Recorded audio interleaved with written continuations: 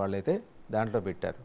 అనవసరంగా కాలు దూవటం అనే వెనకాల డిఎంకే ఉందనే భావన ఉంది. మరోపక్క తమ్ముడు స్పీచ్ ముగ్ధుడైపోయిన అన్నయ్య మురిసిపోయారు, ఆయన కూడా ట్వీట్ చేశారు. విజయసాయి రెడ్డి ఏమో కోటల గురించి ట్వీట్ చేశారు. నిన్నంతా మొత్తం ట్వీట్ల గొడవే అంతా.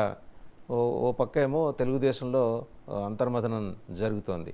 నాగబాబు గారి మాటల తూటాల మీద ఎలా స్పందించాలి, వారు సపోర్ట్ చేస్తే కానీ గెలవలేని ఇంత దుస్థితిలో తెలుగుదేశం ఉందా అనే మాట తెర మీదకి వచ్చింది. వీటన్నిటి మీద సమగ్రంగా చర్చించడానికి మనతో జాయిన్ అవుతున్నారు బిగ్ డిబేట్లో రఫీ గారు, టీడీపీ అధికార ప్రతినిధి. నమస్తే రఫీ గారు. అలాగే పసుపులేటి సురేష్ గారు, వైసీపీ అధికార ప్రతినిధి. నమస్కారం సురేష్ గారు.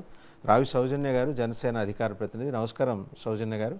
అండ్ కృష్ణాంజనేయులు గారు, senior journalist and political analyst. నమస్కారం కృష్ణాంజనేయులు గారు. టు స్టార్ట్ విత్ కృష్ణాంజనేయులు గారు, చూశారు కదా నిన్న వరుసగా అంటే ఒకళ్ళ మీద పోటీపడి ఇంకొకళ్ళు వాళ్ళ ట్వీట్లు పెడతానే ఉన్నారు. బండ్ల గణేష్, ఆయన ఆవేదన ఎవరి మీద అయి ఉంటుందండి? ఆయన చూసే ఉంటారు. బండ్ల గణేష్ ఆయనకి ఎవరికి వాళ్ళు అన్వయించుకునే విధంగా రాసినట్టు అనిపిస్తుంది. ఆయన వాసుదేవన్ గారు నమస్తే. కన్నడ మెంబర్స్ అందరికి కూడా నమస్కారం.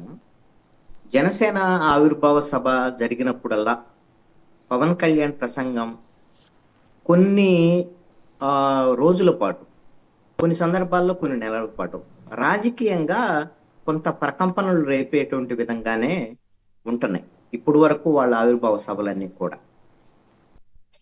ఇప్పుడు మొన్న జరిగినటువంటి ఆవిర్భావ సభలో ఆయన మాట్లాడినటువంటి అంశాలు ప్రధానంగా ఆంధ్రప్రదేశ్ రాజకీయాలకు సంబంధించినటువంటి విషయంలో ఒకటి ఏమిటంటే, తెలుగుదేశం పార్టీకి సంబంధించినటువంటి అంశం ఒక అంశము పెద్ద చర్చగా మారింది. వాళ్ళు 4 దశాబ్దాల తెలుగుదేశం పార్టీని కూడా మేము నిలబెట్టగలిగాం, మేము నిలబడ్డాం అనేటువంటి మాట వాళ్ళకు కొంత ఇబ్బంది కలిగించింది. కేడర్కే, లీడర్లకి ఏమి ఇబ్బంది కలిగించాల.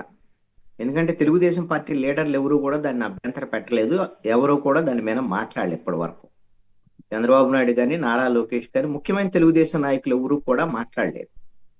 ఎందుకు అంటే పవన్ కళ్యాణ్ మాట్లాడినటువంటి మాటలు, అదేవిధంగా నాగేంద్ర బాబు, అదేవిధంగా బాలినేని శ్రీనివాసరెడ్డి, ఇలాంటి వాళ్ళు మాట్లాడినటువంటి దాని మీద వైఎస్ఆర్ కాంగ్రెస్ పార్టీ రాజకీయంగా వాళ్ళు వైసీపీ మీద ఏమైతే విమర్శలు చేశారో వాళ్ళు కౌంటర్స్ ఇచ్చారు. వాళ్ళు అంబటి రాంబాబు దగ్గర నుంచి వైసీపీ వాళ్ళు ప్రెస్ మీట్లు పెట్టి వాళ్ళు కౌంటర్స్ వాళ్ళు ఇచ్చారు పొలిటికల్గా. కానీ తెలుగుదేశం పార్టీ ఎక్కడా కూడా, తెలుగుదేశం పార్టీ శ్రేణులు కూడా బహుశా నాయకులకి ఆ విధమైనటువంటి డైరెక్షన్ కూడా ఇచ్చుండొచ్చు. ఇదేమి మనకు నెగిటివ్ కాదు, దాన్ని నెగిటివ్గా తీసుకోవద్దు అనేటువంటిది కూడా ఏమైనా చెప్పారేమో తెలియదు, చెప్పుంటారని నేను అనుకుంటున్నా. అందుకని మాట్లాడొద్దని కూడా చెప్పుండొచ్చు అని కూడా అనుకుంటున్నా. వాళ్ళు ఏం మాట్లాడలేదు. మాట్లాడినప్పుడు వాళ్ళ నాయకులకు కానీ లేకపోతే తెలుగుదేశం పార్టీకే ఇబ్బంది లేనప్పుడు ఇంకెవరికేం సమస్య ఉంటుంది? ఇంకా ఎవరికి సమస్య ఉండాల్సినటువంటి అవసరం కూడా లేదు. వాళ్ళకి లేని బాధ ఇప్పుడు కందకు లేని దురద కత్తి పెట్టుకెందుకు?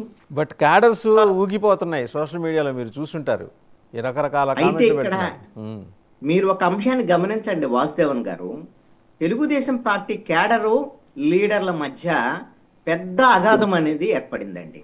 ఎవరు అంగీకరించకపోయినా వాళ్ళు కూడా భవిష్యత్తులో ఎలా సరిదిద్దుకుంటారనేది వాళ్ళ పార్టీకి సంబంధించినటువంటి వ్యవహారం. ఎంత పెద్ద అగాధం అని అంటే, మొన్న జీవీ రెడ్డికి సంబంధించినటువంటి వ్యవహారంలో ఏ విధంగా అయితే చంద్రబాబు నాయుడిని, నారా లోకేష్ని తిట్టకుండా వాళ్ళ క్యాడరే తిట్టారు. అదేవిధంగా వర్మకి ఎప్పుడైతే ఎమ్మెల్సీ రాలేదో వర్మను ఓన్ చేసుకొని వీళ్ళు నాయకులను తిడుతున్నారు. ఇప్పుడు వర్మకి ఏం సమస్య లేదు. వర్మ ఏమి ఇప్పుడు కూడా ఇప్పుడు నాగేంద్ర బాబు మాట్లాడిన దాని మీద అందరూ ఏమంటున్నారు, వర్మ గురించే మాట్లాడారని అంటున్నారు. ఇప్పుడు వర్మకి లేని సమస్య, వర్మ ఎక్కడ ప్రెస్ మీట్ పెట్టాడా? నా గురించి ఎందుకు మాట్లాడతారని మీరు, నేను కూడా పనిచేశాను, నా వల్ల గెలిచారని ఏమన్నా వర్మ అంటున్నాడా? వర్మకు లేని సమస్య వైసీపీ వాళ్ళకోలే తెలుగుదేశం క్యాడర్కు ఎందుకు, క్యాడర్కి వాళ్ళు మాత్రం ఆ విధంగా ఓన్ చేసుకొని ఇప్పుడు మాట్లాడుతున్నారు. ఎందుకు అని అంటే, ఇక్కడ తెలుగుదేశం క్యాడర్కు ఉండేటువంటి అసంతృప్తి, స్వతహాగా వాళ్ళలో ఉండేటువంటి అసంతృప్తిని ఈ విధంగా వర్మ రూపంలోను, జీవీ రెడ్డి రూపంలోను, ఇతర రూపంలో దాన్ని ఓన్ చేసుకొని నాయకత్వాన్ని తిట్టేటువంటి ధోరణి పెరిగిపోతుంది. ఈ విధమైనటువంటి ధోరణి వల్ల తెలుగుదేశం పార్టీకి భవిష్యత్తులో నష్టం జరిగేటువంటి అవకాశం ఉండొచ్చు. దాన్ని వాళ్ళు ఎలా అధిగమిస్తారు ఏంటి అనేది చూడాల్సినటువంటి అవసరం ఉంది.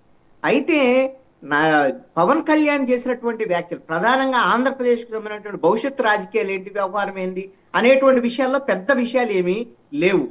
కానీ భవిష్యత్తు రాజకీయాలు ఇప్పుడు ఆయన తమిళనాడు రాజకీయాలని కదిలించారు.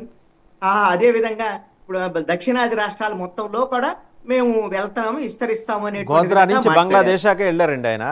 ఎక్కడ దాకా పాకిస్తాన్ కూడా నుంచి వెళ్ళారు. ఆ, అన్నిటికీ వెళ్ళారు. అయితే తెలంగాణకు కూడా వెళ్ళారు. నాకు తెలిసి ఆంధ్రప్రదేశ్ కంటే తెలంగాణ గురించి కూడా ఎక్కువ మాట్లాడు. తప్పేం కాదు. ఎందుకోసమనంటే వాళ్ళది 2014లో పార్టీ ప్రారంభమైంది. అప్పుడు పోటీ చేయలేదు. 19లో పోటీ చేశారు. ఆ రోజున ఒంటరిగా వెళ్ళటం అనేది ఇబ్బంది అయింది. తర్వాత 24లో సక్సెస్ చూశారు. అంటే ఈ జర్నీలో నెక్స్ట్ ఏంటి అని అంటే సౌత్ ఇండియా టార్గెట్. గతంలో ఏదైతే మనం అనుకున్నామో అనేక సందర్భాల్లో డిస్కస్ చేసాం.